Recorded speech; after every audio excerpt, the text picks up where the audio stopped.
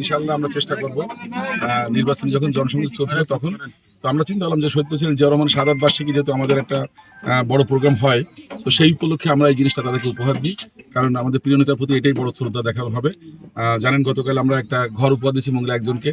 তো হয় কি আসলে উনি বাংলাদেশের জন্য অনেক কাজ করেছেন, আমাদের স্বাধীনতার মহান ঘোষক, উনি রণাঙ্গনের বীর মুক্তিযোদ্ধা ছিলেন। পরবর্তীতে 75-এ পট পরিবর্তনের পরে উনি আবার দেশের হাল ধরছেন। তো সবকিছু মিলে এই বাংলাদেশ গঠনের পিছনে ওনার একটা বড় ভূমিকা আছে।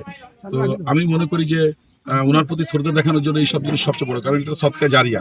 যত লোক পানি পান করবে আলহামদুলিল্লাহ মানে সবাই উপকৃত হবে, পাশাপাশি আমরা কিন্তু এটা সদকা জারিয়া হিসেবে এটা পাচ্ছি। তো এখানকার সাধারণ যে মানুষ আছে তারা জানেন এটা আশ্রয়ণ প্রকল্প, এখানে সীমিত আয়। তো অ্যাটলিস্ট সুপ্রিয় পানিটা যদি পাওয়া যায় তাহলে এদের জন্য মানে দিনের যে কাজ কাম এগুলো সাশ্রয়ী হবে, পাশাপাশি তাদের পরিবার নিয়ে তারা ভালো থাকতে পারবে। আর পানির অপর নাম তো জীবন, এটা তো একেবারেই আমাদের দক্ষিণবঙ্গের জন্য মারাত্মক একটা সমস্যা।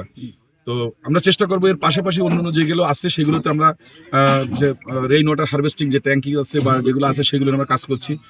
কিছু কিছু এলাকা আমরা পুকুর নিয়ে কাজ করছি, পুকুর সংরক্ষণ করছি, যাতে মানুষ সুপ্রিয় পানি বা তার ব্যবহারের যে পানিগুলো সেগুলো যেন তারা নিশ্চিত করতে পারে, কারণ এটা হচ্ছে মানুষের সবচেয়ে মৌলিক চাহিদা। দিনরাত 24 ঘন্টা আমাদের পানির লাগে এবং এটার বাইরে থাকার কোনো সুযোগ নাই।